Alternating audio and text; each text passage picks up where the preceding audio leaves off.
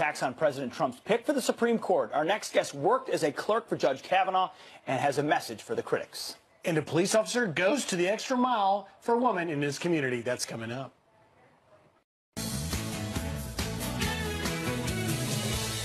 I used to worry that they wanted to turn the clock back to the 1950s. Now I worry they want to turn it back to the 1850s. Judge Kavanaugh poses a grave threat to women's health care. Judge Kavanaugh was handpicked from a list of radical nominees. His views are outside the mainstream. There's another troubling aspect of Judge Kavanaugh's nomination: his views on presidential power.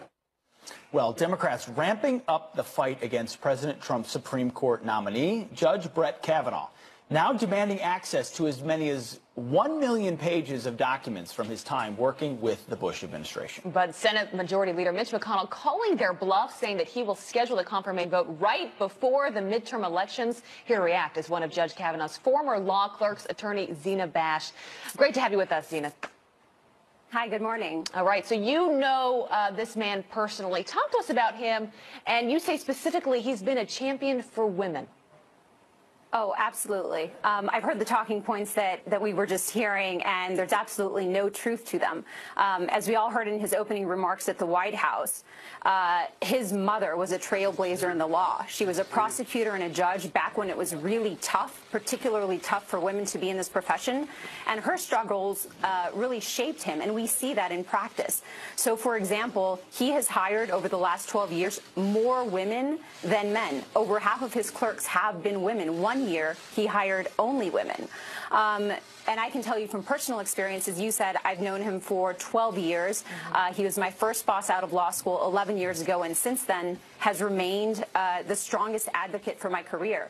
And then if you want to look at his judicial opinions, you also see the same type of awareness of the challenges that women face. In one case, for example, there was a woman who had been badly beaten by her boyfriend and then went on to commit crimes with her boyfriend. And what the judge said was this woman could have felt compelled to commit those crimes because of the abuse that she had suffered. In other words, even though she wasn't under duress, there was no gun to her head, literally, she could have felt that way because of the battered woman syndrome. So he's really a pathbreaker in the law, and we see it. We see it across his some very important nuance and context there. Yet, as he faces his confirmation, not a single Democrat senator has yet to meet with Brett Kavanaugh. What are they missing when he sits there and lays out his judicial philosophy to them? What are they missing? I think they're missing, well, 12 years, 300 opinions that have touched on really every single issue that is important to the American people. So when you have Democrats coming out from the get-go saying we are not going to vote for him, when they haven't had a chance to read all of that, it's really striking. And then you couple that with what you said, some kind of request for an unprecedented number of documents. It's just a striking contrast there. And so what they're missing is a long history, a very long record of enforcing laws that protect the American people and the American economy. Just two quick examples. In one case where a large restaurant chain was trying to displace a bunch of American workers and bring in foreign, cheaper labor, he said that that was unlawful. Mere economic expediency for a company is not enough to fire a bunch of American workers. In a second quick example, when a foreign company tried to get rid of their Made in China labels, he again said that was unfair to American consumers. If they want to know what products are made in America versus made in China, they have a right to buy American if they want. Zena, I love your perspective, knowing him so personally, but also bringing up his mom, because he spoke about her when he spoke to the country and what an example she's been to him all his life. It's an important perspective to have. Zena, thanks for being with us this morning. We will see how all of this plays out. Let's just hope that they give him the benefit of the doubt, right? Yeah. Maybe one Democrat will meet with him. Maybe one. Just one. We'll see. Zena, thank you. All right. Not one? Not one yet has met with him. Okay. Don't even meet with a guy. You know, then you can learn a lot. All right. Well, he's a convicted terrorist and admitted to helping Al-Qaeda.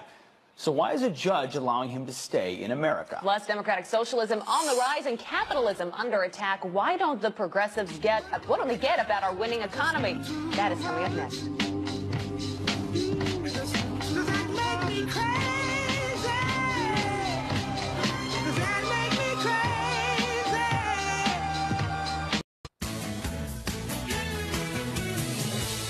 Sunday morning, some quick headlines for you. A convicted terrorist will be able to keep his U.S. citizenship.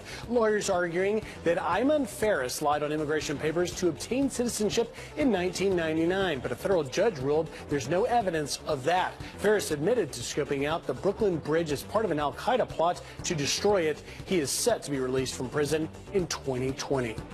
In this, an American-born jihadist will go free just 14 years into his 65-year sentence. Saifullah Chapman, convicted in 2004 as part of the paintball jihad network, using U.S. parks to train for armed combat. The judge vacating the conviction because of a change in how violent crimes are defined.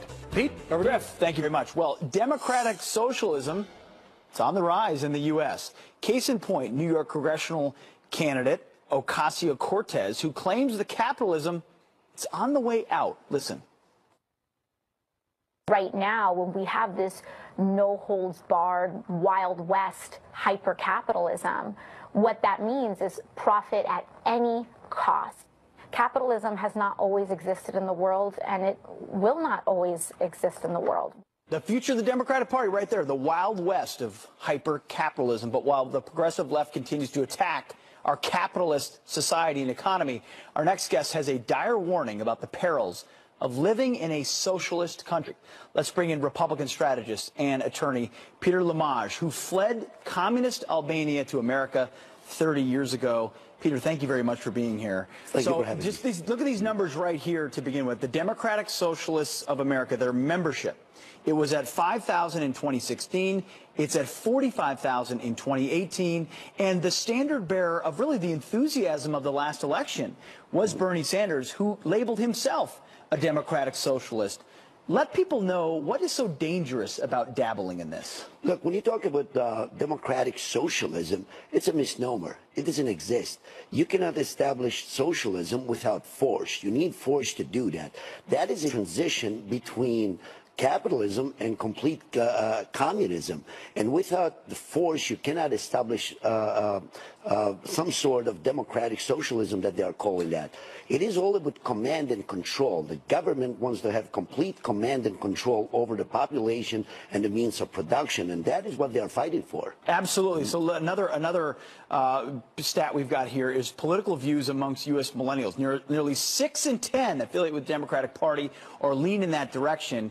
We've always known young people tend to be left-leaning. The ideas sound great on paper or in concept, but ultimately America was founded on free people and free markets. You fled Albania, communism. What happens when command and control happens and the free market subsides? Pretty much the government is controlling your life or my life. I think that people should be warned when Arnold Toynbee told us years ago that great civilizations are not murdered, they commit suicide. We are at the verge of committing suicide. What socialists want right here in the United States, the biggest fear that they had is the Constitution itself. Because the Constitution, when the Founding Fathers established it, they wanted you and I to be free, to have the liberty and prosperity and to pursue the dreams that God gave us, the rights that God gave us. Not what government gave us. Not the government. The government, if they grant us rights, they can remove those rights any time that they want. And that is the slippery slope that we're taking here in the United States. Right here in the state of Connecticut, for example, you have a socialist whose father was a member of the Communist Party running for governor. And the hypocrisy over here is that he used capitalism to make billions of dollars. He lives in British Connecticut. So on the other hand, he wants your money and my money to forcefully be redistributed. Well, because he thinks he knows better than you. You're dumb. He's smart. He's going to tell you what to do. Ultimately, where does this inevitably go? How do we do Democrats truly believe in socialism, or are they trying to win elections by saying we'll give you more free stuff? No, they believe in socialism. They want so when they say they want to socialism. fundamentally transform, because Bernie Sanders says, I want to transform America. Is he rejecting the Constitution and capitalism and saying, I want a different country? Absolutely they are. That is the biggest fear that they have, because Constitution itself limits the government. These people want to have unlimited powers. They want to make sure that you and I have our rights limited, not the government powers. So are they finally being honest? Are Democrats just sort of, now they're out and they're just like, well, we always kind of wanted collectivism. We always wanted government control. Now we're just going to say it. These socialist candidates, they are being very honest. I mean, look what happened in the Bronx. You have a lady who attended Boston University, lived in Westchester County, completely hypocrite, moves to the Bronx, New York, takes advantage and manipulates the people of the Bronx over there to give her the nomination for Congress by promising them free stuff. The question is, where is the free stuff coming from? And she doesn't even really know what she's talking about, as her interviews reveal. It seems that the dogma she learned in college lives loudly within her, and she's willing to continue. And that's where we're failing as a society. We're not educating our kids properly. Yes. We're not teaching them about the American exceptionalism, about constitutionalism, about the dangers of socialism, and we're failing our kids by not doing that. That's the challenge. The hidden hand of the free market is more difficult to explain than free stuff from people that promise you things that have always ended in disaster. That's why you came here 30 years ago. Peter, thank you very much for your time. Thank you for having me. Amazing and great perspective. Immigrants oftentimes give the best perspective on how special it is. And there are hundreds and hundreds of thousands of them out there who would give you the same story. Love it. Thank you, Peter. Appreciate it. All right, well, remember when people burned the flag outside of Maxine Waters' office?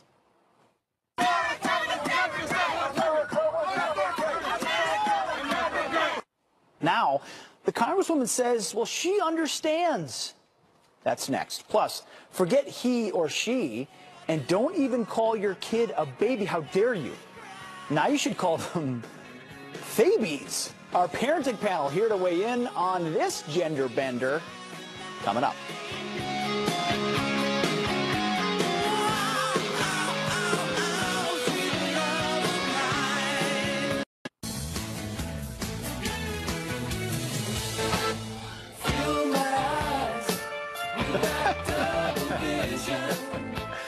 All right, so what do you see there? Are all the circles the same color, or do you see different? This is a viral optical illusion. It was created by University of Texas professor Dr. David Novick.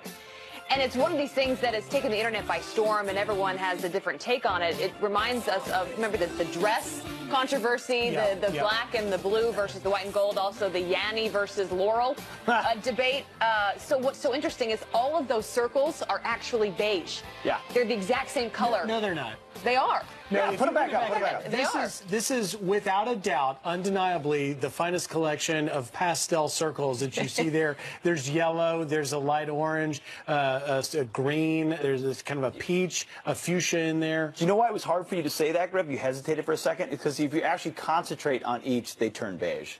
No, they don't. They do. I No, mean, this is... So I'm with you. So it's the impact of the lines that you see there that are different colors. Yes. That impacts the way that you see the circle and the color that the circle is. But they're all the same. They're all the exact same beige color. So we're told. And I believe that, I guess. Are there, you see all beige if you look closely? No, if you focus on kind one? of. If you just focus really tight. Do you get... I don't know. Do you get any points for getting the correct color of the lines? Because clearly the lines there are red and blue and yellow. Well, isn't that... What are the primary colors? Or is it red, blue, and yellow? Guys, we're really losing ourselves here. I feel like everyone's having the same conversation, though, looking at this together. Send us your comments, friends@foxnews.com. What do you see? Do you see beige, or do you see what Griff sees? Fascinating. A cornucopia what do you of pastels. see? Just a bunch of different colors? Yeah, it's a cornucopia of pastels. It's exactly what I see. It's like Easter eggs. Yes, it looks like Easter egg. It looks like an Easter egg basket. This is really important morning television right here. Yeah. Yep. All right, send us your thoughts, yes, friends@foxnews.com. I do have some other headlines for you, though. We now know, and this is that horrible story we've been reporting on, we now know that the doomed duck boat killed 17 people on board. Faced near hurricane winds, the NTSB officials saying winds reached 73 miles per hour with waves at 4 feet high when the tourist boat capsized in Branson, Missouri. The state's attorney general now demanding answers as to why the vessel changed routes that day. The hospital released 2 survivors overnight. 17 people. And Conor McGregor is on the verge of signing a plea deal to keep him out of prison. TMZ reporting that UFC champ is in the final stages of negotiating a deal with New York prosecutors. They're apparently prepared to reduce the charge to a misdemeanor. He's facing up to 7 years behind bars and a permanent ban from the U.S. for attacking a rival fighter's bus back in April. You remember that story. And there's this. Maxine Waters is sticking up for the demonstrators who burned and stomped on the American flag outside of her L.A. office. Listen to this.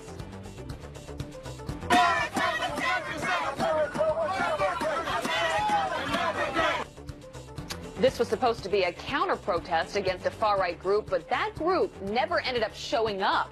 The California representative saying in part, while I do not agree with torching the flag as a form of protest, I understand the Constitution guarantees everyone the right to this form of free expression. Okay.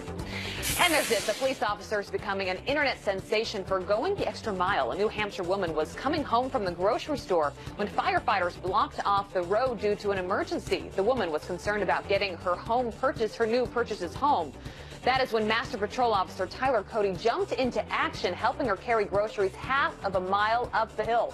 The photos of his good deed are now going viral. What a good man. I love that. Good. Police I'm glad it's getting attention. doing good things, which they almost always do. You know who I know would do that for me if I needed it? Rick. Is Rick Rackmuth. He would always step in to help. Maybe. No question. No question. It's true. Yeah. He would. Especially if I had a bag of potato chips. Oh my And God. especially if he had a scooter or a vehicle. Like, that bag of potato chips set me on the worst trajectory all day long. Me Really? too. Yeah, if anybody watched the junk food yesterday, like it just was like the first thing in the morning. Once you start. Whatever you do in that morning for me is just the rest I of the took day. the cookies home, Rick, and I finished them. Exactly. Bad. Yeah, man. All right. It's hot down across parts of Texas. Look at this. Heat advisories here, heat warnings again today. However, it is going to get better, but we've got a couple more really hot days to get through. So take a look at this. Already a cool down up towards Oklahoma City. Today, again in Dallas, 102. But by Monday, you're down to, say, 96, 97 down across parts of Austin as well. So it does get better. As far as precipitation goes, take a look at this. We had big storms move across parts of the Mid-Atlantic yesterday. Lots of flooding around the Baltimore area. Same with D.C. And now all of that moisture is now moving in across parts of New England. Take a look at that. Get ready for Connecticut, Rhode Island. You're about to get hammered by some very heavy rain. And it's not done. Over the next few days, we have more rain moving in. This is additional rainfall that's going to happen over the next 7 days. So we're going to be talking about some pretty big flooding going on. Hypothetically speaking, if you were a fine American passenger in New York headed to D.C. today, do you think you would have trouble getting home? By a hypothetical train or plane? By a plane. You'll probably be fine, although there's going to be some residual delays from yesterday, and it's also still really windy out there, so we'll probably see. And if you were to buy a hypothetical umbrella, would it be a weatherman umbrella? Hopefully. Probably. That'll I'm get just you saying. through. A pink one or American flag one, that is the question. Well, they're you know both what? great. Go on and take a look and see Thank which one you, like Rick. better. You bet. Thanks, Rick. Well done. Do you make less than $15 an hour? One political group claims if you do, you can call yourself a victim of violence. What happened to working your way up? That's right. And a scary moment caught on camera. A circus performer blasts out of a cannon along tradition, but overshoots the net. Too much gunpowder. Whoa. What happened next? Whoa.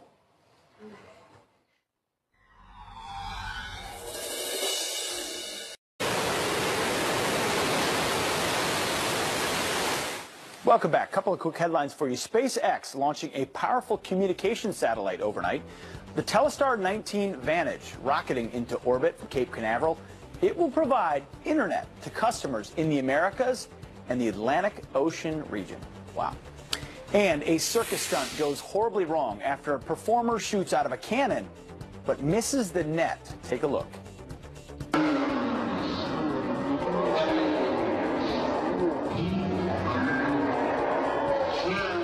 Oh, man, I don't want to watch that twice. The entertainer known as Bullet Man taking a hard landing in the stands in Chile, breaking his jaw and both legs. Thankfully, he didn't lose his life. The cannon operator taking the blame for not disconnecting a pressure hose before the launch. Just a minor oversight. Griff, down to you. Thanks, Pete. Low wages are violence. That's according to the political group Move On, tweeting that if you make less than $15 an hour, you're a victim. So whatever happened to starting at the bottom and working your way up in the world? Well, Dr. Kevin McNamee, director of the California Health Institute and a businessman himself, joins us. Good morning, Kevin. Thanks for getting up early. Good to be here. Thank you for having me. What is going on? Since when did you not go out, get a low-paying minimum wage job to learn how the world works? Now it's violence if you're not making $15? Their definition of violence is definitely changing, and they're trying to redefine it for us. Most people associate violence with things like a woman being raped, robbery, burglary, things of that nature. That is what would be defined as violence. But to say being paid less than $15 an hour just does not fit the definition. They're trying to redefine violence for us. Kevin, let me just set the record here straight in case people are just waking up and may have forgotten. The federal minimum wage is $7.25. There are 29 states who put it up here with a minimum wage already higher than the federal's minimum wage. My home, D.C., has the highest at $13.25. But now you have New York here trying to get $15. This all started with Senator Bernie Sanders, the socialist who's pushing. We've seen so much about democratic socialism. He's the one. Part of the Democrat socialist platform is $15. Is this even helpful? I mean, what would be the impact on businesses if we actually had $15 minimum wage? Great question. When you have $15 minimum wage being mandated by the state or federal government, that cuts into the profit margin of the small business owner, who is 65% of this economy. They are the largest employers in the nation. What results is that you're shifting the money from the business owner, who's barely scraping by, and giving it over to the employee. Result is that when the profits drop so far, the employers will close up shop, lay off employees, or cut back hours. Result is that you have only the big giant companies surviving, like your Costco's, your Targets, your Walmarts, and puts the small business owners out of business. And we're almost out of time. To dictate. Well, as you say correctly, Dr. McNamee, you actually closed a business because of this sort of problem. I faced a number of challenges with people buying out of state, not paying sales tax. I saw a drop of 50% in my business. And my employees, I did profit sharing 3 years ago and had to stop because we were not getting above the line. Ultimately, as Los Angeles and California have raised minimum wage, it got to the point where it wasn't making sense. I was losing money each month and had to close the business. Result, we have people that are unemployed right now still searching for work. Oh, my goodness. Well, Dr. Kevin McNamee, thank you very much for joining us this Sunday, and we'll see what happens. The chance is fight for 15. It's going to be one heck of a midterm election season. Thank you very much, Dr. McNamee. Thank you for having me. All right. Have you seen the video? Comedian Michelle Wolf comparing ICE to terrorists. Johnny Joey Jones lost both of his legs in a bomb blast while fighting terrorists in Afghanistan. He's here to react live in the next hour. Plus, forget he or she, and don't even call your kid a baby. Now you should call them babies. Our parenting panel here to weigh in on this gender bender. That coming up next.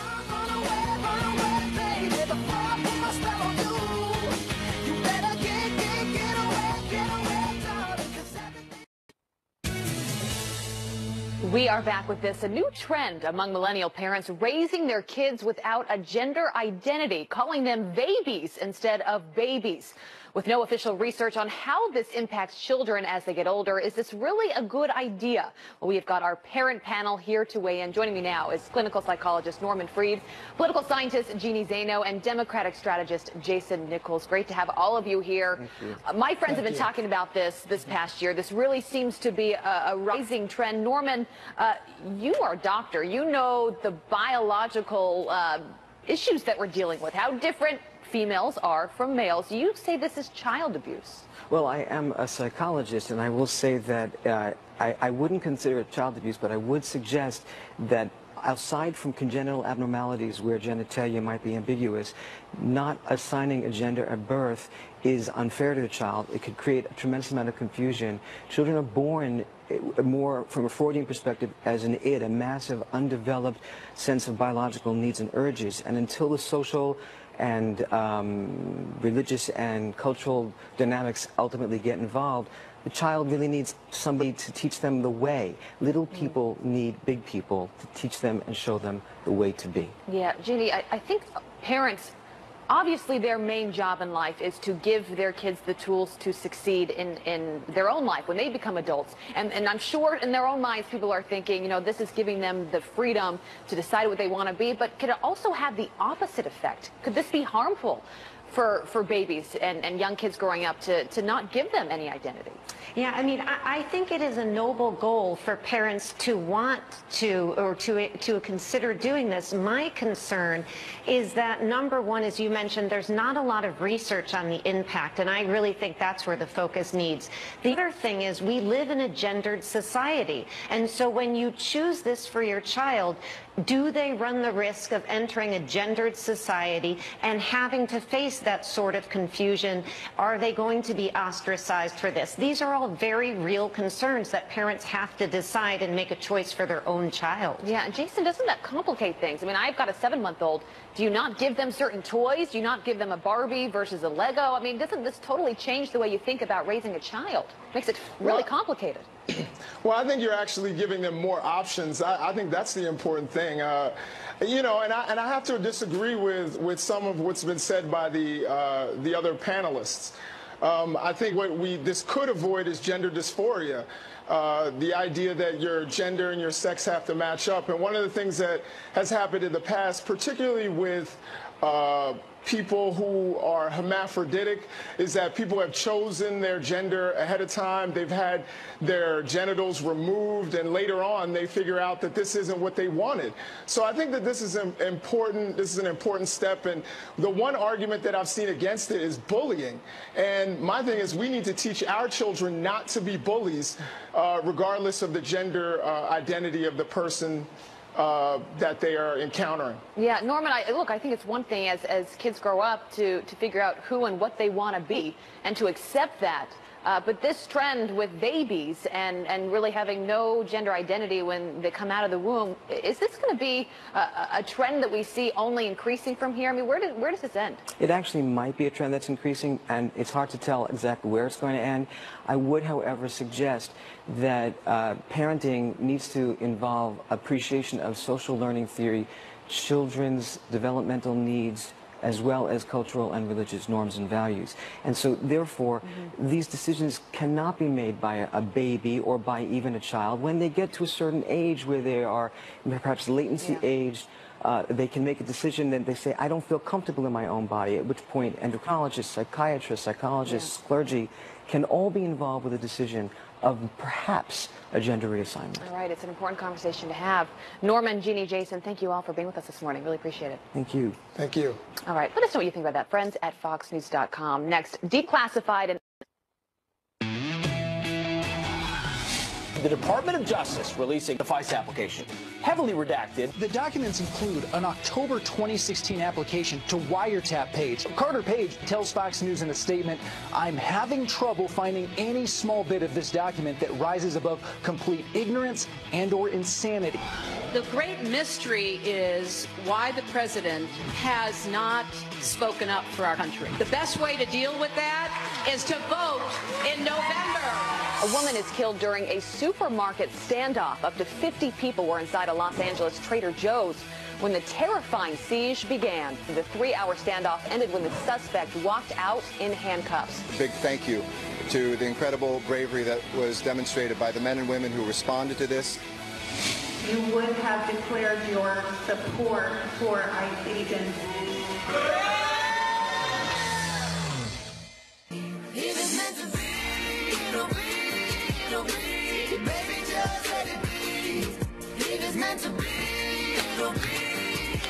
Pretty wet morning here in New York City. Right? I mean, it downpoured last night. We were sleeping through it, but I could hear it on my roof. I woke up a bunch of times. I hope sound system. I hope it's warm and dry where you are, because who cares what's happening in New York?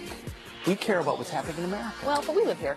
It's part of America. We care about ourselves. It's just a small sliver of America. The rest of you, we hope you had warm, comfortable, great sleep last night. And Reba and Florida Georgia Line there meant to be. Let me tell you what was meant to be, and that is the FISA document being released. Thanks to Tom. Good transition. To watch. Very nicely done. FOIA requests have brought forth the wonderful 412 Get those pages. Hold it up for me. It's not a small document. This is that's the so we're going to get to the significant meat part of this, which is. Wait, you just had the meat part. Show of it to the people. Here you go. So this page, and then this page, and then this page, and I was really stunned on this page. Tell me more. And then when I got here, I didn't know what to do with myself. And it goes on and on and on. But it is a significant development. It is a release. It is something that we have not seen before. Keep those pages in order, Griff. Keep them in order. I have to. No wonder he said when I was reading page 318, and Pete and I are like, oh, wow, you read a lot more than we did. Now it makes sense. He only read about 10 pages that had writing on them. You know, so the president, so this is a FISA. We've been waiting to see any semblance of these FISA applications because they're highly classified. And Judicial Watch did the hard work of FOIAing them. They've been released, highly redacted. The president weighing in just moments ago on Twitter saying this. He said, congratulations to Judicial Watch and Tom Fitton on being successful in getting the Carter Page FISA documents. Of course, this is all about surveilling Carter Page. As usual, well, and the Trump campaign, as usual, heavily redacted, but confirmed with little doubt that the Department of, quote, Justice and FBI misled the courts, a witch hunt rigged, a scam. And I will say that when I read it this morning, reading through it, I read the first 40 pages, which means I really read like 7 because they were redacted. What struck out to me was source number 1. Source number 1 referred to throughout the document is the dossier. The dossier. Christopher Steele is source number 1.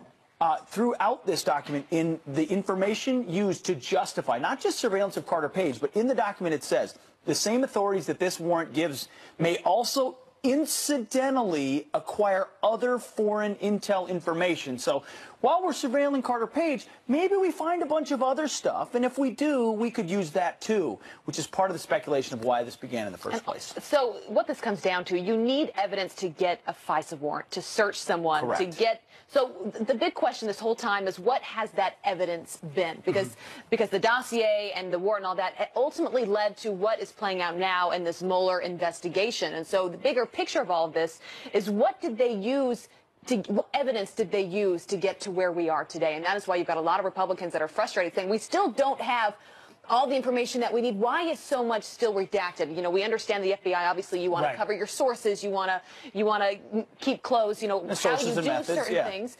But is that going to take up that much room in the document? Well, listen, there's something in here for everybody in the sense that Republicans like Mark Maddow, the House Freedom Caucus chairman, says we've got to see more. In the name of transparency, we need to know more about it. And he has a strong argument there. But then Minority Leader Nancy Pelosi is putting out a statement along with some other Democrats saying that, hey, look, this shows Carter Page should have been surveilled. But one of the things that Pete's holding in his hand is a development. And we're going to have Andrew McCarthy, U.S. attorney on Fox News contributor on, who knows this stuff much better than I. But one of the developments is that source number 1 was ultimately dismissed as a credible source because of disclosures he made, but yet Christopher Steele, but yet Deputy Attorney General Rod Rosenstein still signed off on the continuation. The person who made the dossier was discredited. Correct. But the documents were still moved forward as being credible. And as Andy McCarthy will point out, I talked to him in the green room. It was fascinating. You're going to want to stick around and hear what he has to say because he's read through this whole thing. He knows this. This is not just the first FISA application you have there. It's the renewal and the renewal of it. And he said what's really interesting is why and how it could have been renewed in light of the fact that the source number 1 had been discredited, and they're relying on other sources. Another question here is... That's important. Let me stop for 1 second, because the pages we were holding up, the blank, blank, blank, blank, these are the subsequent pages that follow immediately after we learn that source number 1 has been dismissed. And that is why Andrew McCarthy is going to point out we've got to know more, because those are the additional sources we don't know anything about. Interesting. One other thing I want to point out, Deputy Attorney General Rosenstein, something to think about this morning. He signed off on this document, certifying the facts as truthful and certifying that this FBI investigation is lawful. So if he's overseeing the Mueller investigation, is he not conflicted? Rosenstein, a part of this that we now know is so based on source number 1 dossier, how can he be giving an honest and earnest look into so-called Russian collusion? A lot of questions. So there's going to be a hearing on tomorrow. Well, we'll see. Right? Listen. Well, there will be at some point, especially after this came out, because people are going to want to understand why they're not getting more information. And to your point, that very question of why you discredited Christopher Steele and why you kept moving forward with those documents. If Attorney General Jeff Sessions recused himself for no reason at all, how is Rod Rosenstein still in charge of this investigation ultimately? Bottom line, he's on the hook for this. He's totally on the hook. Tomorrow. Send us your thoughts on the friends at foxnews.com. But yeah, you don't want to go anywhere because 7:15. It's going to be a great interview. Andy McCarthy knows what he's talking about. Good perspective.